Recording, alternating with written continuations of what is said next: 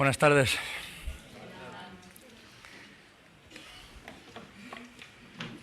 Pues estamos muy contentos de estar aquí. No es palabras, no son frases hechas. Y casi os conocemos a todos. Teníamos ganas de conoceros personalmente, pero de veros en los estados y más o menos os vamos siguiendo de cuando vais colgando cosas. Y sin conoceros, casi que os conocemos, ¿no? Y como digo, teníamos muchas ganas de venir y desde que Pedro nos dijo que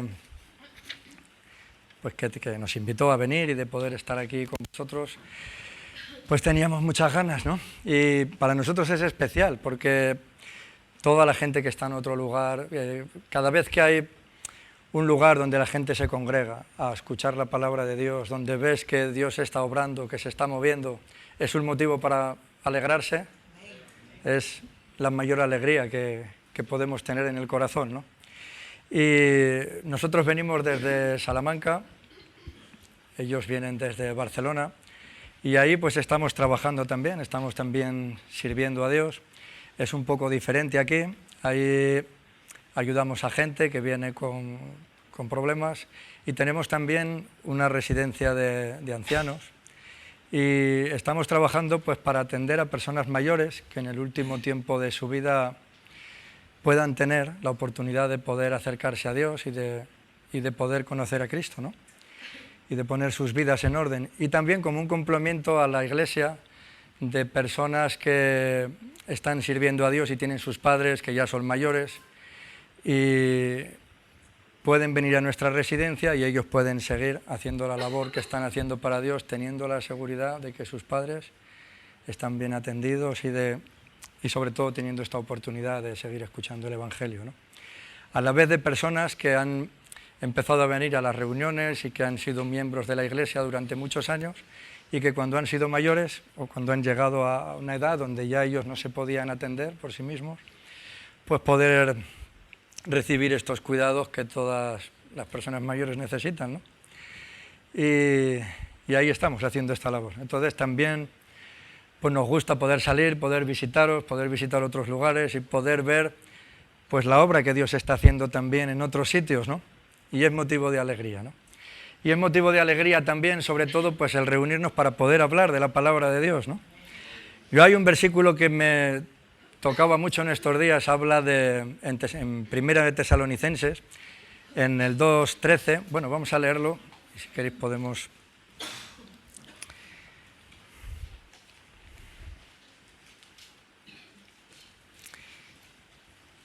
Y habla del poder que tiene la palabra de Dios. Pablo estaba dando gracias a Dios. Primera de Tesalonicenses, capítulo 2, versículo 13.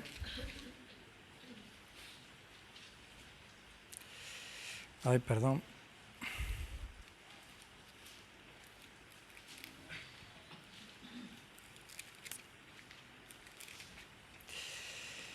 Y Pablo en la iglesia de Tesalonicenses estuvo muy poco tiempo.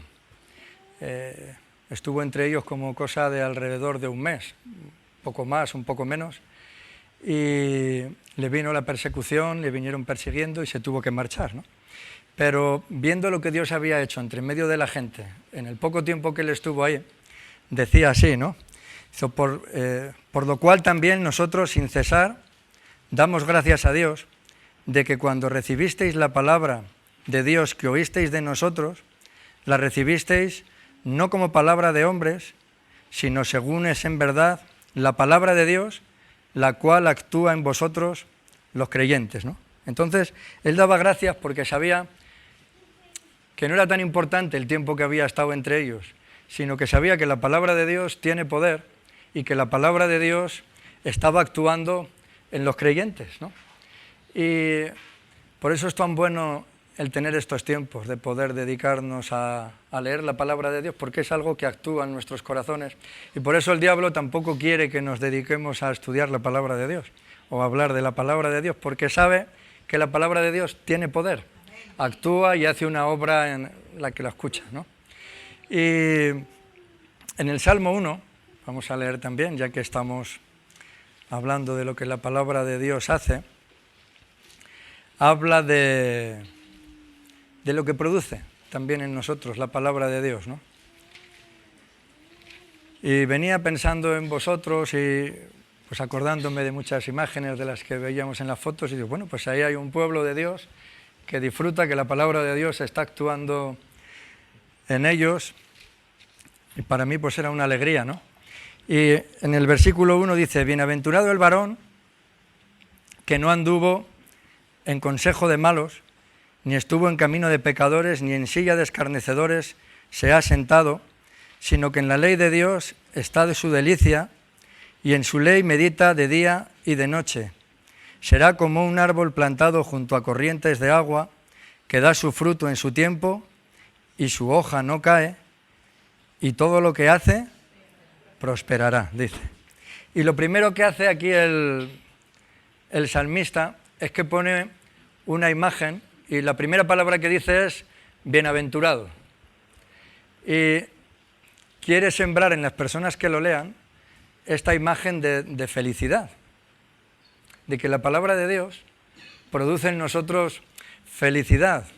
Dios sabe, es algo, descubrimientos que han empezado a hacer ahora con la neurociencia, pero Dios ya lo sabía desde mucho tiempo antes, que el cerebro del hombre está preparado para recibir imágenes, no está preparado tanto para procesar datos, está preparado más para procesar imágenes. Y por eso pone tantos ejemplos, por eso Jesús hablaba por parábolas, y por eso aquí empieza hablando de esto, ¿no? Diciendo, mira, el que medita en la palabra de Dios es que va a ser feliz. Y no solo el que la lee y el que pone su delicia en la palabra de Dios, en dedicar tiempo a leerla, a meditarla, habla también de esto, de meditarla. En el versículo 2 dice, sino que en la ley de Dios está su delicia y en su ley medita de día y de noche. Y meditar no solamente es leer, meditar es algo que se hace sin tener la Biblia, es hablarnos a nosotros mismos de las cosas que Dios nos dice. Y las vacas dicen que tienen 7 estómagos y comen el alimento, lo rumian, lo vuelven a sacar, lo vuelven a tragar, pasa al siguiente departamento del estómago, lo vuelven a sacar y así es esto es lo que es meditar, podríamos decir, ¿no? Es hablarnos a nosotros mismos en silencio o en voz baja de lo que Dios nos dice a nosotros, ¿no? Y David dice que lo hacía por la noche, cuando estaba en la cama a lo mejor, ¿no? No tenía la Biblia, pero meditaba en la palabra de Dios, ¿no? Y sigue poniendo imágenes, ¿no? Las imágenes que sigue poniendo es que lo compara a un árbol que siempre está su hoja verde. ¿Tienes esa imagen?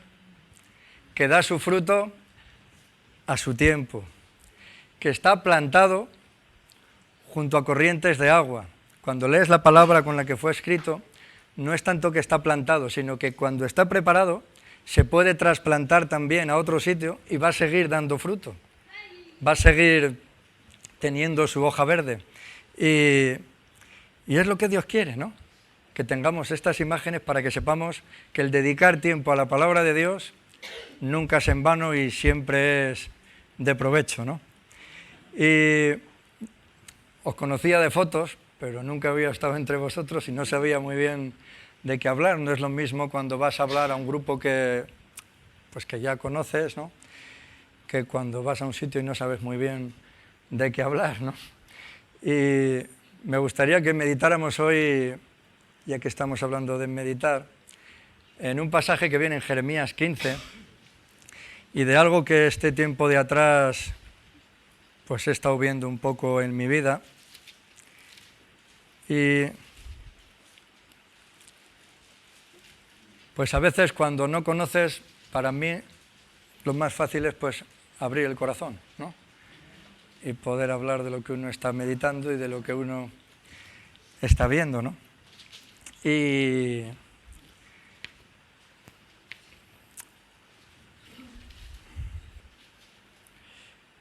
yo creo que a la mayoría Dios nos ha rescatado de una vida vacía.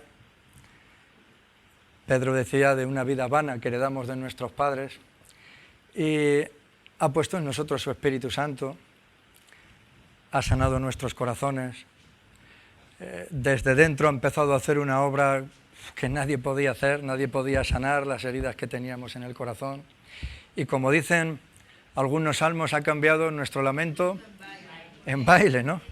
Andábamos y ahora estamos contentos por haberle conocido. Hemos pasado de tinieblas a luz, de muerte a vida, ¿no?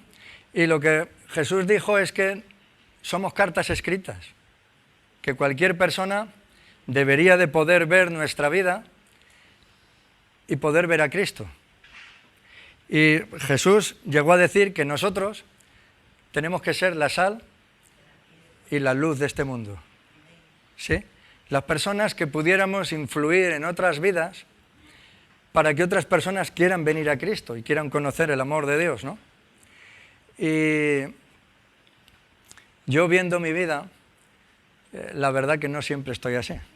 No siempre me veo siendo esa sal, siendo esa luz que debo de ser. Y no me veo siempre con este ánimo y esta capacidad de poder influir en otras vidas, ¿no? Y no sé si esto me pasa solo a mí, pero os quería hacer unas preguntas para que podáis ver si a vosotros os pasa también, ¿no? ¿Podemos hacer una encuesta rápido? ¿Qué os gusta más, el McDonald's o el Burger King?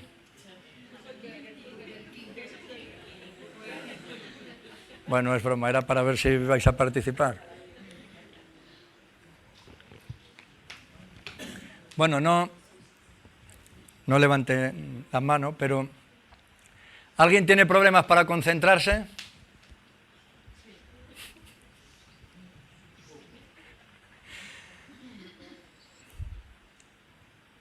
¿Te cuesta levantarte de la cama o salir de casa? Cuando uno está animado, suena el despertador y gracias Señor por este nuevo día, ¿no? Y vamos a por él. Pero ¿te cuesta salir de la cama e incluso a veces llegar a salir de casa? ¿Sientes a veces una sensación de vacío o de estancamiento en tu vida? Que parece que no estás creciendo y que sí, sé que tengo a Cristo, pero me falta algo, no me llega a satisfacer del todo.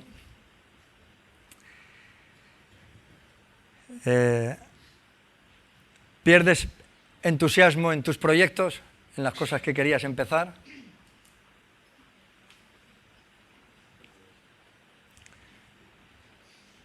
¿Tienes que esforzarte mucho más para hacer lo mismo que hacías antes en mucho menos tiempo? Bueno, eso también va con la edad, ¿no? Eso a veces no es cuestión de ánimo, ¿no? A veces... Pero bueno, podemos ver que muchas veces y en muchas temporadas la verdad es que somos hombres, Dios nos ama, podemos tener esta seguridad de que Dios nos ama, pero leyendo en la Biblia, pues yo me di cuenta de que había personas que muchas veces le pasaban las mismas cosas que me pasan a mí. O sea, que no soy un caso raro, sino que amo a Dios. Dios ha hecho una obra en mi vida, pero muchas veces, o algunas veces, no estoy como me gustaría estar o como Dios demanda de mí, ¿no? Y si queréis que leamos en Jeremías 15, en el versículo 15, pues a mí me gusta la Biblia, me encanta porque es un libro que te puedes fiar. porque no esconde los problemas de la gente. Tú haces una biografía de alguien y no sabes si es verdad o no todo lo que te dicen, ¿no? Pero en la Biblia no nos esconden las debilidades que tenían los hombres de Dios, las pone, entonces para que nos podamos identificar con ellos, ¿no? Y en Jeremías, en el 15:15, Jeremías empieza a hablar con Dios y le dice así: tú lo sabes, oh Jehová, acuérdate de mí y visítame y véngame de mis enemigos, no me reproches en la prolongación de tu enojo. Sabes que por amor de ti sufro afrenta. Fueron halladas tus palabras y yo las comí, y tu palabra me fue por gozo y por alegría de mi corazón, porque tu nombre se invocó sobre mí, oh Jehová de los ejércitos. No me senté en compañía de burladores, ni me engreí a causa de tu profecía. Me senté solo porque me llenaste de indignación. Y en el 18 empieza a decir: ¿por qué fue perpetuo mi dolor y mi herida desahuciada no admitió curación? ¿Serás para mí como cosa ilusoria, como aguas que no son estables? Y vemos a Jeremías que se pone delante de Dios y dice: mira, hubo un tiempo en el que yo escuché tus palabras y las comí, y me fueron por alegría y por gozo de mi corazón. Es lo que nos ha pasado a muchos de nosotros. Y te hice caso, y no me junté con gente que no me debería juntar, me senté solo. Dice, pero ahora no me veo así. Tengo una herida en el corazón, me veo que no soy tan útil como era antes. Y llega a decir: ¿serás para mí como una ilusión? ¿Serás para mí como aguas que pasaron? Y la obra que Dios quiere hacer en nosotros, Jesús llegó a decir: yo quiero que tengáis mi gozo en vosotros y que este gozo sea perpetuo en vosotros. O sea, lo que Dios quiere hacer es eterno y que sea para siempre. Pero aun sabiendo estas cosas, a veces nos pasa como a Jeremías. Jeremías así estaba. Dice: ¿serás para mí como una ilusión? ¿Serás como aguas que pasaron? Ya no vivo las cosas que vivía cuando empezaste a obrar en mí, o en otros momentos, ¿no? Y lo bueno que tuvo Jeremías es que cuando se sintió de esta manera, no se metió en la cama y se tapó, sino que empezó a orar. Puso su causa delante de Dios. ¿Es algo bueno que podemos hacer? ¿Podemos recurrir al Señor? Sí, es lo que debemos hacer, ¿no? Si sabemos que Dios tiene respuestas, si sabemos que es un Dios todopoderoso, que todas las cosas dependen de Él, cuando nos encontramos así, Él tiene poder para levantarnos y para aclararnos cuál es nuestra situación. Pues esto fue lo que hizo Jeremías. No le dio vergüenza, dijo: Señor, así me siento. Y Dios, como no es mudo, no es como los ídolos que tienen boca pero no hablan, tienen ojos y no ven. Nuestro Dios nos ve, sí.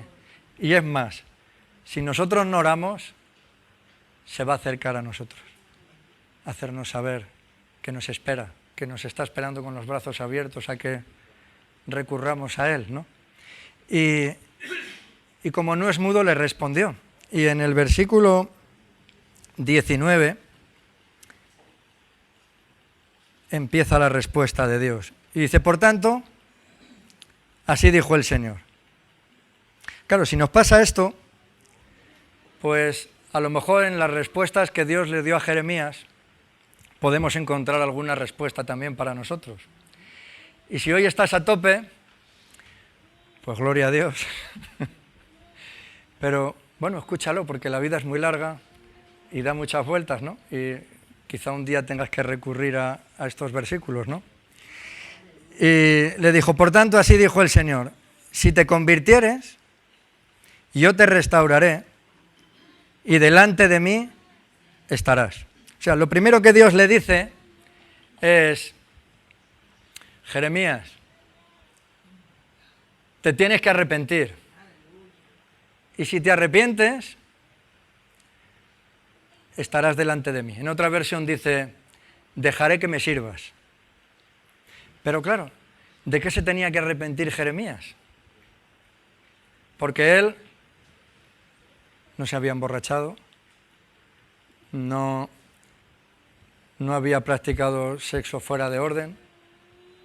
Él estaba obedeciendo a Dios y lo único que le estaba pasando era que él no estaba viendo el resultado que él esperaba.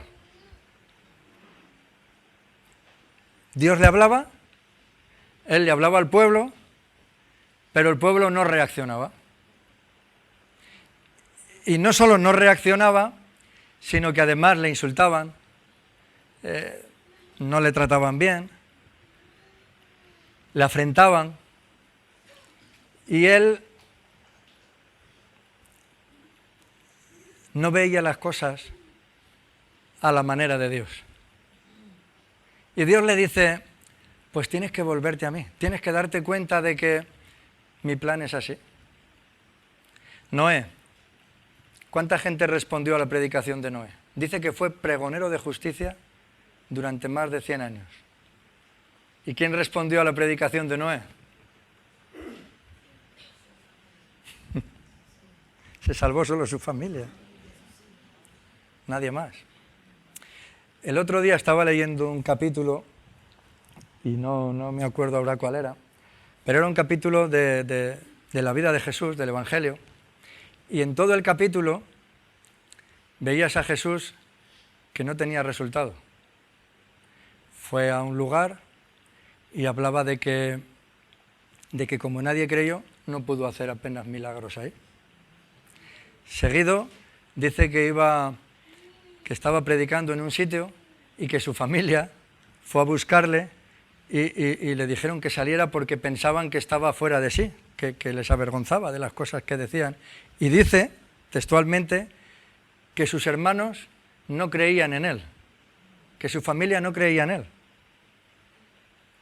Y tú piensas, imagínate vivir en la misma casa que Jesús, comer en la misma mesa que comía Jesús, estar trabajando en el mismo lugar que estaba Jesús y no creían en él, no había resultado. Ahora, ¿Jesús qué hizo? ¿Se desanimó? ¿No? Siguió. Ahora, después de muerto, ¿creyeron en él sus familiares? Sí, sus hermanos estaban entre los apóstoles. Bueno, hay un tiempo para cada cosa, ¿no? Pero lo que le pasaba a Jeremías era que, y por eso Dios le dice, tienes que volverte a mí. Tienes que dejar de ver las cosas como tú las ves y ver cuál es mi plan, cuál es mi propósito. Y mi propósito es este, que seas un faro, que alumbre, y muchas veces los resultados nos condicionan. El que las cosas no vayan como nosotros esperábamos nos hacen dudar de Dios. Mira a Juan el Bautista. Tenía una predicación agresiva. ¡Arrepentíos! Cuando decía que veía que venían los maestros de la ley porque algo estaban viendo que había de parte de Dios, les decía, pero mostrad frutos dignos de arrepentimiento, no vengáis a bautizaros solo. Y les hablaba duro, ¿no? Pero luego estuvo en la cárcel por decirle al rey que estaba con la mujer de su hermano. Y cuando estaba en la cárcel y vio que la cosa iba de otra manera, fíjate las experiencias que tuvo, que vio el Espíritu Santo bajar sobre Jesús en forma de paloma. Escuchó la voz de Dios hablando, este es mi Hijo amado, del que estoy muy contento, escuchadle a él. O sea, tuvo experiencias, pero cuando no vio los resultados que esperaba, cuando la cosa no iba como él pensaba que iba a ir, dice que mandó a dos de sus discípulos a preguntarle a Jesús si era él el Cristo o si tenía que esperar a otro. Y Jesús le dice, pues mira, lo que hizo fue confirmarle en la fe. Tampoco ni se enfadó ni se desilusionó, porque como decimos, siempre está esperando para poder. Y le confirmó en la fe, les dijo a sus discípulos, mira, pues id y decidle a Juan que los ciegos ven, que los sordos oyen, que es predicado el Evangelio a los pobres y que feliz el que no se desilusiona de mí, el que no encuentra tropiezo en mí.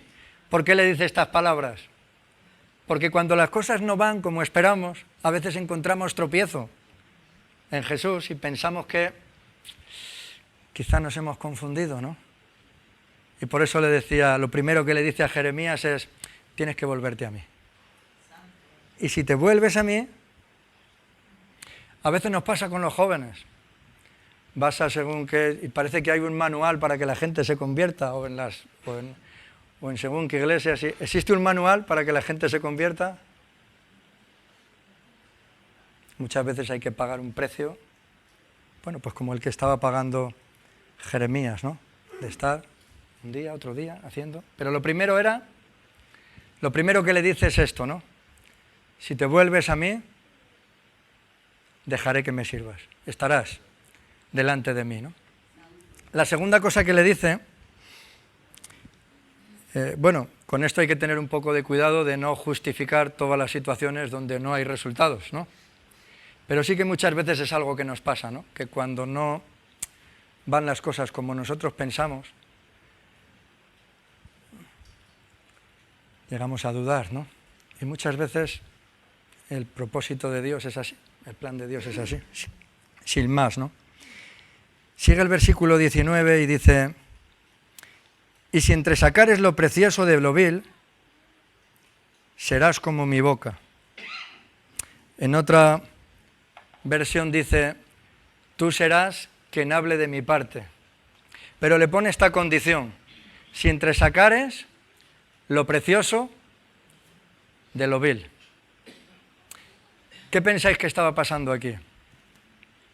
Cuando empezamos a dudar de Dios, o si estamos cumpliendo con el plan de Dios para nuestras vidas, dejamos que en nuestras vidas empiecen a entrar mezcla de cosas. Y aquí lo que empieza a decir es esto, hay que separar lo precioso de lo vil. Cuando se prueba al oro, por ejemplo, que lo funden, es para esto, para poder separar lo precioso de lo vil, lo que vale de lo que no vale, ¿no? Y Dios nos ha dado cosas, somos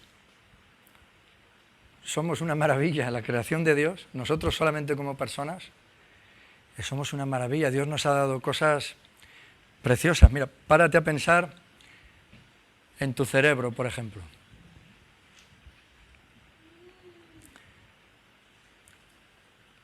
¿Cuántas acciones crees que estás realizando ahora mismo mientras estamos aquí sentados? ¿1000? Está controlando que estés atenta, que tus ojos estén mirando y estén, que a la vez puedas leer. ¿Cuántas funciones estás realizando ahora mismo? Nada, en un minuto. Es una pasada. Lo quieren recrear y valdría más de 1 millón de euros el hacer un cerebro. Hace poco había un artículo y valdría una pasada, ¿no? Pero cuando Dios nos hizo con el cerebro que era perfecto. Imagínate la capacidad que tenía Adán, por ejemplo. Puso nombre a todos los animales. Empiezas a poner nombres, pero cuando has puesto 100 y te viene el siguiente, ¿qué nombre le pones? Y todos nuestros antepasados eran así. Tenían una capacidad porque fuimos hechos a imagen de Dios. O sea, no somos como la teoría de la evolución que nos cuentan, ¿no? Que parece que hemos nacido siendo trogloditas y que hemos descubierto el fuego haciendo así con una varita y que ahora es cuando estamos evolucionando, ¿no? Es al revés. Dios nos hizo perfectos. Dios nos hizo con una capacidad a su imagen. Y es el pecado lo que ha ido robando la capacidad que íbamos teniendo. Porque lo que hace el diablo es meter mezcla. Estábamos hablando de esto, ¿no? De separar lo precioso de lo vil, ¿no? Y el propósito del diablo es, ya empezó en el jardín del Edén, ¿no? Así que Dios ha dicho que, ¡pum!, basura al cerebro, ¿sí? Y empezar a meternos pensamientos contrarios a todo lo que Dios quiere para nosotros. Y cuando un ordenador le entra un virus, ¿qué pasa? Que se atasca y funciona mal, empiezan a hacer cosas raras y tienes que resetearlo y a veces pues llevarlo al taller a que le hagan alguna cosa, ¿no? Y eso es lo que ha hecho el diablo, empezar a meter basura dentro de nuestra mente y a meter mezcla. Y estamos en un punto que... ¿Pensáis que el mundo piensa bien? Estamos en el mundo donde la gente piensa bien mal, ¿no? Y eso Dios lo sabe y el diablo lo sabe. Y por eso Dios quiere que tengamos una mente limpia y que usemos nuestro cerebro, que es algo maravilloso, que lo usemos bien y que entresaquemos lo precioso de lo vil, ¿no? ¿Por qué? Porque tal y como pensamos, así es como somos. Dicen Proverbios, ¿no? Así como es el hombre en su corazón, así es él, ¿no? Y todo acto que hacemos viene precedido de un buen pensamiento o un mal pensamiento, ¿no? La mente es lo que nos dirige, nuestros pensamientos es lo que dirigen nuestras acciones, ¿no? Hay gente, pues no sé qué dices, hace sol, se va a secar todo, va a ser todo un desastre, porque tienen una mente que piensa mal, ¿no? Y al revés, y dicen, bueno, pues está saliendo una nube y igual llueve y dice, se va a inundar todo, va a ser todo. ¿Conocéis a gente así? Que con la mente van más allá de lo que... Y por eso es tan importante que el cerebro funcione bien, ¿no? Y, no sé, podríamos poner ejemplos de tantas cosas. Imagínate la pornografía, por ejemplo. Dicen que cuando alguien ve pornografía, esas imágenes se quedan fijadas en nuestro cerebro mínimo durante 3 meses. No las puedes... ¿Es un virus? Hace poco sacaron una noticia de un chico que había violado a su novia y estaba en la cárcel, ¿no? Y cuando le preguntaban, decía, pero si es que yo la quiero, si yo no lo quería hacer. ¿Pero qué había pasado? Que había estado un día entero viendo pornografía. Eso estimula unas sustancias, se llama la endorfina o algo así, o epinefrina creo que es, y dice, yo no lo quería hacer. Dice, pero cuando lo estaba haciendo, pues claro, la chica no quería o algo, le tapó la boca y al final la mató, la acabó matando, se murió la chica y estaba en la cárcel, ¿no? A una persona que quería. Pero, hablando de los virus, ¿funciona el virus en el cerebro así muchas veces? ¿Cuántas veces hemos llegado a hacer lo que no queríamos hacer? Pablo lo decía, ¿no? Decía, no sé lo que me pasa, que lo que no quiero hacer, eso es lo que hago y lo que quiero hacer no puedo hacerlo, ¿no? Y altera nuestra conducta. Cuando en nuestra manera de pensar dejamos que entren y no entresacamos lo precioso de lo vil, altera nuestra conducta en ese tipo de cosas, en las cosas que pensamos de nosotros mismos, que no son las cosas que Dios dice de nosotros. Cuando tenemos pensamientos destructivos sobre nosotros, pues yo no valgo para nada. ¿No valemos para nada? Si somos hijos de Dios, ¿podemos ser esa sal y esa luz que el mundo necesita? Aunque estemos en una cama sin podernos mover enfermos. Hay veces que ibas a un hospital a ver a un enfermo para animarle y te acababa animando él. Y estaba en una cama. Entonces, no es lo mismo lo que nosotros pensamos de nosotros mismos que lo que Dios dice acerca de nosotros. Entonces, por eso es tan importante separar lo precioso de lo vil. Lo que es basura, lo que no viene de parte de Dios, de lo de... Vamos a leer un versículo en 2 de Corintios, por favor. En 2 de Corintios 11...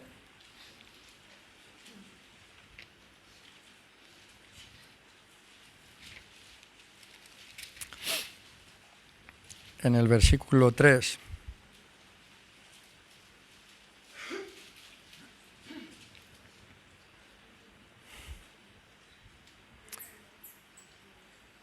era Pablo, y dice: pero temo que como la serpiente con su astucia engañó a Eva, vuestros sentidos sean de alguna manera extraviados de la sincera fidelidad a Cristo. Y Pablo sabía, como sabemos nosotros, ¿no?, que el diablo lo que quiere hacer es engañarnos con nuestros sentidos para que seamos extraviados y alejados de la sincera fidelidad a Cristo. No solo en temas de sentimientos, sino muchas veces, como estoy diciendo, en cosas personales, en pensamientos acerca de nosotros, en tantas cosas, ¿no? Y es lo que se mueve. Vas a los colegios, ¿y qué nos enseñan? Bueno, hoy ya es una barbaridad. Antes estábamos hablando arriba sobre cosas que pasan en los colegios, pero empezando por la evolución, acabando por cosas que van totalmente en contra a lo que el Evangelio nos enseña, ¿no? Y pasa como habla en Romanos 1, ¿no?, que van contra lo que es natural. Y como van contra lo que es natural, acaban desviándonos y metiendo en nuestras mentes malos pensamientos, ¿no? Y lo curioso de esto es que no lo hace abiertamente. Yo tengo una pareja de perros, de cocker, y hace poco uno tenía una otitis y nos dieron para que le diéramos una pastilla. Y si yo cojo al perro y le doy la pastilla y se la doy, ¿se la come? Pero si se la cojo en una rodaja de mortadela y se la pongo en el medio y le doy la rodaja de mortadela, ¿se la come? Pues así es como lo hace, ¿no? Con música, muchas veces con regalos. ¿Sabéis la historia del caballo de Troya? Pues no sabían cómo conquistarlo, ¿no? Le hicieron un regalo y les regalaron un caballo. Y dentro del caballo, ¿quién estaba? Se echaron a dormir y cuando se despertaron tenían al enemigo en casa, ¿no? Entonces así es como lo hacen, con una rodaja de mortadela, con una canción. ¿Habéis escuchado a Julio Iglesias? ¿Sí? Una canción, por ejemplo, que me viene ahora. Me gustan las mujeres, me gusta el vino. Decía, ¿no? Bueno, ¿qué mensaje está dando? Con la música se transmiten mensajes que, sin darnos cuenta, estamos metiendo virus en nuestra mente. Y, claro, la cosa es que cuando tú quieres hablar con muchas personas, te dicen, bueno, pero si no pasa nada.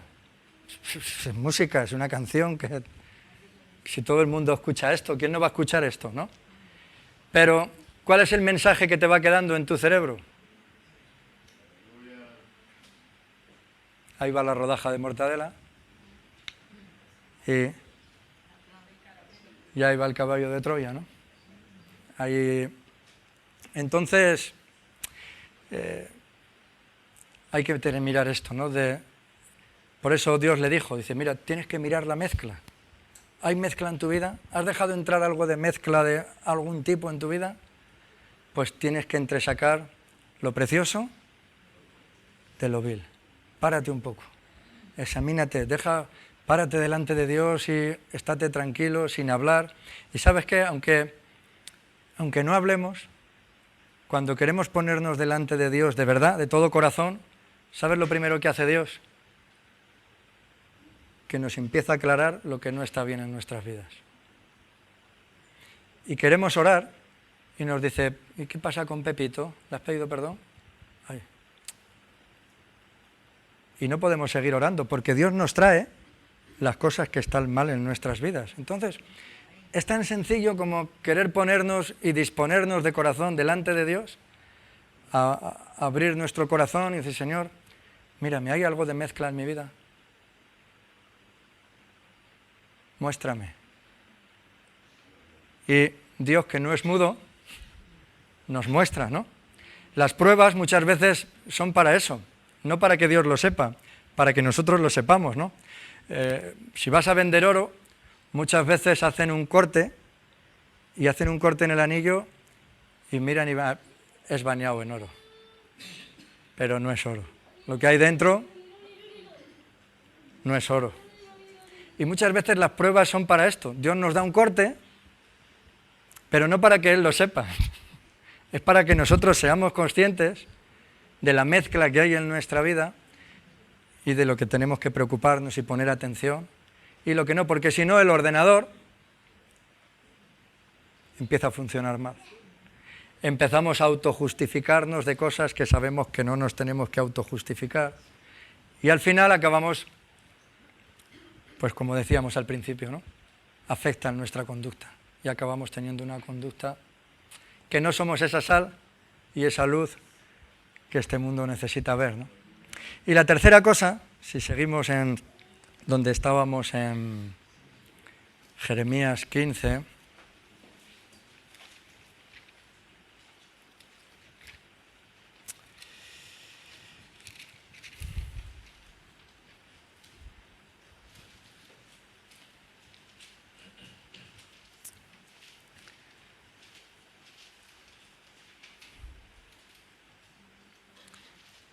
vuelvo a leer el versículo 19, dice, por tanto, así dijo el Señor, si te convirtieres, yo te restauraré, y delante de mí estarás. Y si entresacares lo precioso de lo vil, serás como mi boca.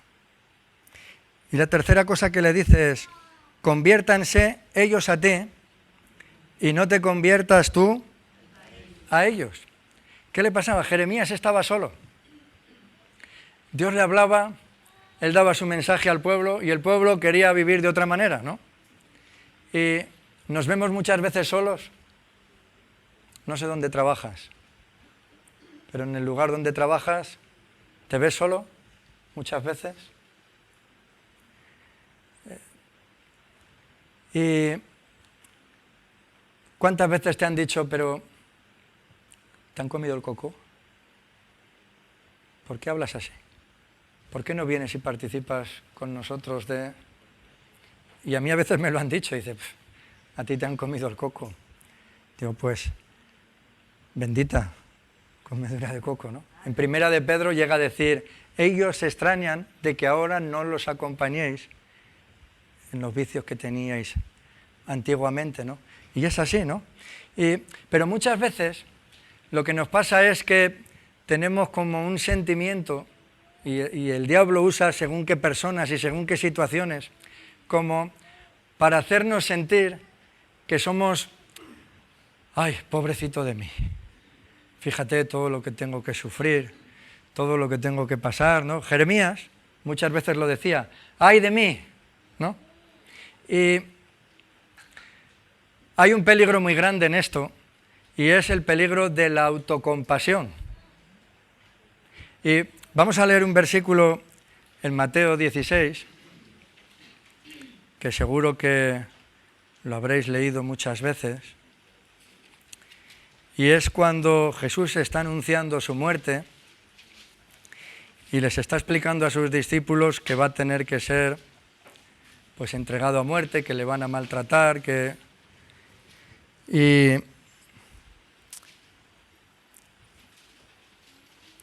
en el capítulo 16 de Mateo,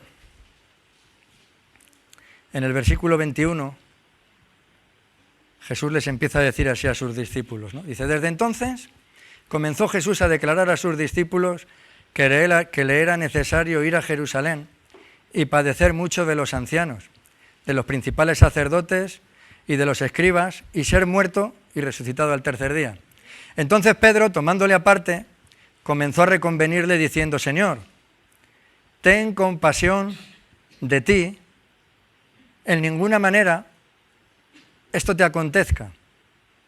Pero él volviéndose dijo a Pedro, quítate de delante de mí, Satanás, que me eres tropiezo, porque no pones tu mira en las cosas de Dios, sino en las de los hombres. Cuando dice aquí Jesús, quítate de delante de mí porque me eres tropiezo, la palabra tropiezo, lo que quiere decir en el original, donde se escribió, es, me estás poniendo una trampa. Una trampa. ¿Y cuál era la trampa? La trampa era esto, ¿no? Que Pedro le dijo, ten compasión de ti mismo. Ay, pues cuando viene, Jeremías decía así, ay, pobre de mí, que sufro afrenta. Pobre de mí que mira lo que estoy viviendo, ¿no? Pobre de mí que... Y entonces ya nos estamos convirtiendo a ellos. El siguiente paso es que ya nos volvemos como ellos, porque ya, si Dios no nos cuida y somos unos pobrecitos, ¿no? ¿Y qué le contestó Jesús? Apártate de mí, Satanás. Yo sé que el plan de Dios es así. Sé que la voluntad de Dios es esta. Y tú tienes que venirte aquí a querer hacer la voluntad de Dios. Y si la voluntad de Dios requiere sufrir, ¿qué tenemos que hacer?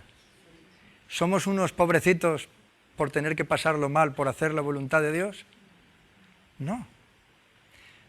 Fíjate después cuando Pedro fue lleno del Espíritu Santo, escribe su primera carta y dedica una gran parte de la carta a hablar del privilegio que es el sufrir por Cristo. Y llega a decir, si alguien sufre porque ha hecho algo malo, ¿qué ha hecho de más? Dice, pero si sufrimos por hacer el bien, esto tiene gran recompensa delante de Dios. ¿Cómo se ve el cambio?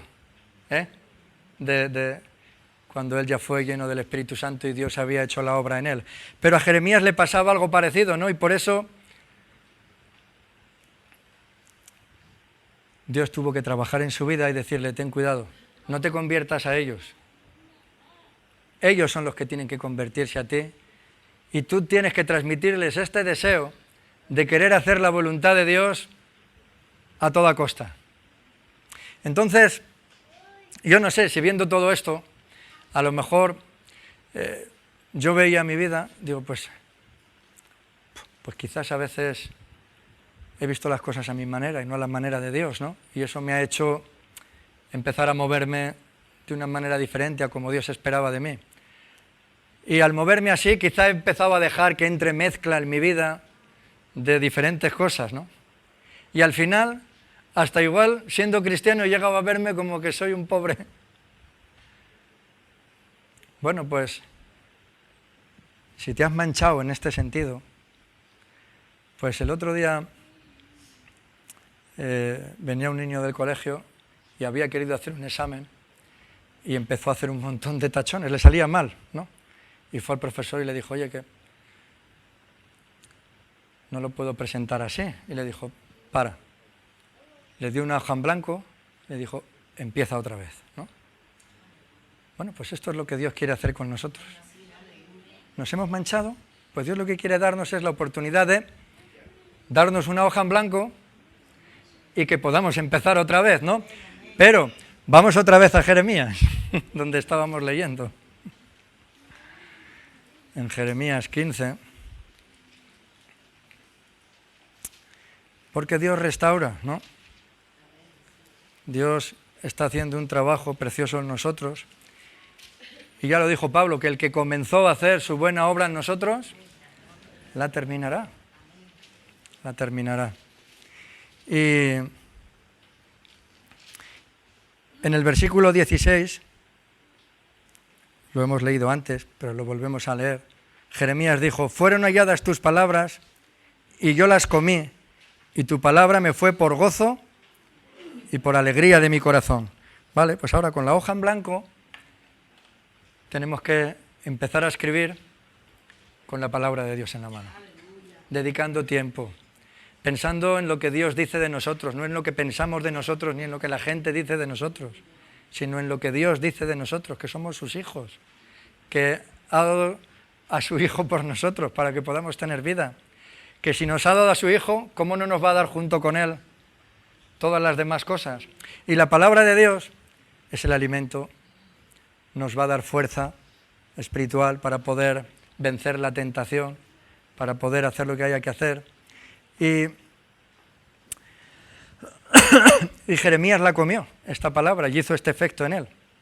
Y nosotros, pues creo que la estamos comiendo también, ¿no? Y tenemos que pedirle a Dios que nos renueve estas ganas de querer seguir comiendo de su palabra, ¿no? Pero es también un mapa que no solamente nos alimenta y nos da fuerza, sino que nos dice cómo hacer las cosas, ¿no? Y lo que a Dios le agrada y lo que a Dios no le agrada. Pero luego tenemos que luchar una batalla con nuestra mente también. Ya tenemos la hoja en blanco. Vamos a 2 de Corintios, otra vez, por favor. En el capítulo 10,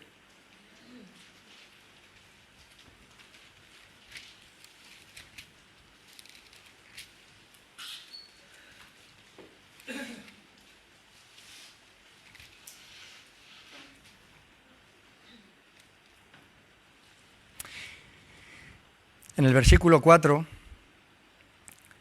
dice, porque las armas de nuestra milicia no son carnales, sino poderosas en Dios para la destrucción de fortalezas, derribando argumentos y toda altivez que se levanta contra el conocimiento de Dios y llevando cautivo todo pensamiento a la obediencia a Cristo. Está hablando de fortalezas que hay que derribar, pero ¿estas fortalezas cuáles son? Lo dice en el versículo siguiente, no son fortalezas de ladrillos y de castillos que se han ido construyendo. Las fortalezas son los argumentos equivocados que nos hemos hecho, que no están basados en Cristo y que muchas veces lo tenemos como una fortaleza, como una seguridad, como algo donde nadie puede entrar dentro de nosotros para cambiar esa manera de pensar y de esa manera de ver las cosas, ¿no? Y esas fortalezas, esos argumentos equivocados, hay que derribarlos. Y podríamos hablar de muchas maneras de pensar que muchas veces las tenemos como fortalezas, ¿no? Pues mi abuelo, por ejemplo, decía, no hay mejor amigo que un duro en el bolsillo.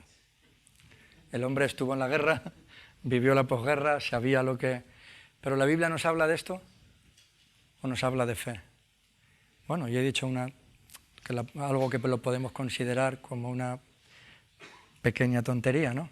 Pero estos son los argumentos y habla de llevar nuestro pensamiento cautivo a los pies de Cristo. Es decir, bueno, estoy pensando así. Señor, ¿es lo correcto? ¿Es lo correcto? Porque también hemos dicho que afectaba nuestra conducta, ¿no? El cómo pensáramos. Y algo en lo que tenemos que separar lo precioso de lo vil es también en nuestro cuerpo y en nuestro corazón, porque hay veces que hay cosas que están en nuestra mente, pero hay veces que hay cosas que están en nuestro corazón, que ya llegan a bajar a nuestro corazón, ¿no? Y cuando bajan a nuestro corazón, hay veces que nos queremos poner a orar, pero salta ahí la amargura, saltan ahí los sentimientos que se han arraigado a veces en nuestra vida y que no venían de parte de Dios y nos impiden orar muchas veces, porque hasta nos hacemos daños con estos sentimientos. Por eso hay versículos que hablan, quitad de vosotros toda amargura, toda maledicencia, porque es algo que no nos deja, que cuando queremos ponernos delante de Dios no nos deja. Y en el cuerpo igual, si leemos en 1 de Corintios, no vayáis, pero lo digo yo, en el capítulo 6, en el versículo 19, dice, fuisteis comprados por precio, glorificad a Dios en vuestro espíritu y en vuestro cuerpo, porque las dos cosas son de Dios. Y al final, como digo, acaba, cuando en nuestro pensamiento dejamos entrar la mezcla, acaba bajando a nuestro corazón, y de nuestro corazón pasa a nuestro cuerpo y acabamos deshonrando nuestros cuerpos, ¿no? En Romanos 1 hace una lista de gente que hablan de que van contra lo que es natural y que al final, como se envanecieron en sus propios razonamientos y no quisieron tener en cuenta a Dios, acabaron deshonrando sus propios cuerpos, ¿no? Y un poco más abajo, en el versículo 18, antes, llega a decir, huid de la fornicación, porque el que peca de esta manera atenta contra su propio cuerpo, ¿no? Y me acordaba de José. Si os acordáis de José, fue un hombre que fue vendido por sus hermanos. Llegó a vivir en un país extraño, su señor llegó a poner toda su casa entera en sus manos. Potifar, sabemos la historia, ¿no?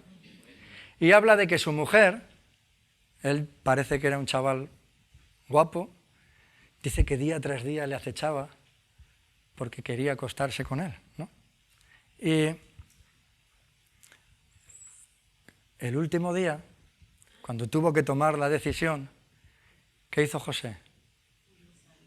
Huyó. Se escapó. ¿Sabéis por qué huyó? Por sus convicciones. Porque él había dedicado tiempo a entresacar lo precioso de lo vil y había dedicado tiempo a tener convicciones claras de lo que le agrada a Dios, de lo que no le agrada a Dios, de lo que está bien, de lo que está mal, de lo que Dios puede bendecir, de lo que Dios no puede bendecir. Y ese día, aunque fue a la cárcel, salvó su vida. Porque Potifar, el marido de la mujer, conocía a su mujer y conocía también a José. Y si él hubiera sospechado solamente por un segundo de que José hubiera hecho algo, era el jefe de los esclavos de la cárcel del faraón. José hubiera muerto. Tenía que hacer algo para salvar su dignidad, por lo que decía su mujer, pero él sabía que José era inocente. Sus convicciones le salvaron. Y a esto es a lo que tenemos que dedicar tiempo, y a esto es a lo que tenemos que ayudar también a la gente que está entre nosotros, ayudarles a tener convicciones claras. Porque si no, somos personas que no pensamos, que somos llevados por cualquier viento de doctrina que no... Mirad, una vez hicieron un experimento en una universidad y salieron todos los alumnos de la clase y les dijeron a 10 que se quedaran, ¿no? Y entonces le dijeron, mira, vamos a hacer una prueba para ver quién tiene convicciones, quién piensa, quién no piensa. Dijo, mira, vamos a hacer unas rayas en la pared. Dijo, yo voy a hacer una raya de aquí a aquí. Luego voy a hacer otra de aquí a aquí. Y luego voy a hacer otra desde aquí hasta aquí.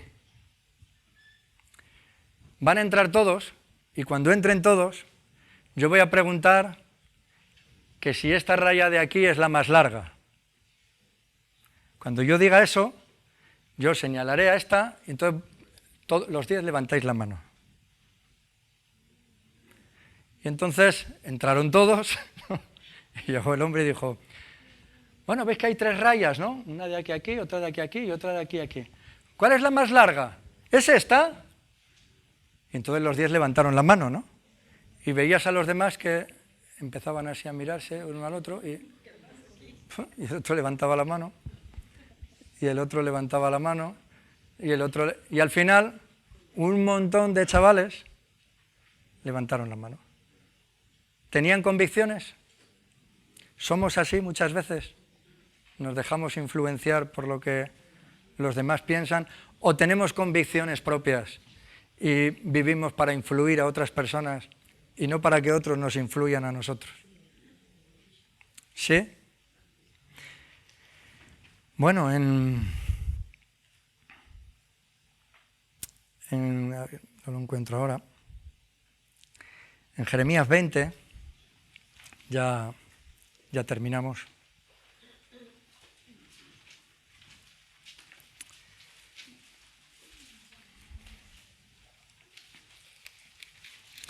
Esto que estamos hablando, lo que hace es que produce en nuestras vidas carácter.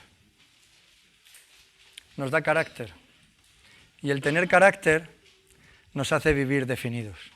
Nos da identidad. Sabemos quién somos delante de Dios. Sabemos quién somos para Dios. Y entonces no nos influyen tanto las demás cosas, porque sabemos quién somos para Dios. Y nuestro carácter se va formando. Pero para esto hace falta esto, ¿no? Volverse a Dios, dedicar tiempo a entresacar lo precioso de lo vil, dedicar tiempo a poner convicciones en nuestras vidas.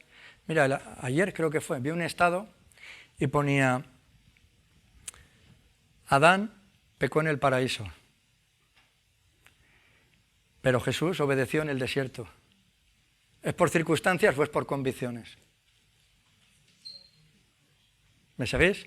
Adán en el paraíso, en el mejor ambiente, pecó. Y Jesús en el peor ambiente, en un desierto, obedeció. Decía luego, David fue infiel siendo rey. Y sin embargo José, de quien hemos hablado, fue fiel siendo esclavo. ¿Es por circunstancias o es por convicciones? Es por convicciones. Los hijos de Elí lo hicieron mal estando rodeados de sacerdotes. Pero Daniel, estando rodeado de malas influencias, lo hizo bien. ¿Sí? Salomón, teniendo todo, fue infiel. Pero Job, perdiendo todo, fue fiel. Entonces, ¿es por convicciones o es por circunstancias? Es por convicciones. Entonces es muy importante dedicar tiempo a esto, a entresacar lo precioso de lo vil y tener convicciones. La gente joven que lleva poco tiempo entre nosotros, que ha nacido de nuevo, hay que dedicar mucho tiempo a esto, a tener convicciones claras sobre lo que la palabra de Dios nos dice, ¿no? Y hemos dicho, Jeremías 20 es el ejemplo de que, aunque Jeremías tuvo esta lucha que hemos estado hablando, igual que si somos honestos, nosotros la vamos a tener muchas veces, Jeremías venció. Y en el 20, en el capítulo 7,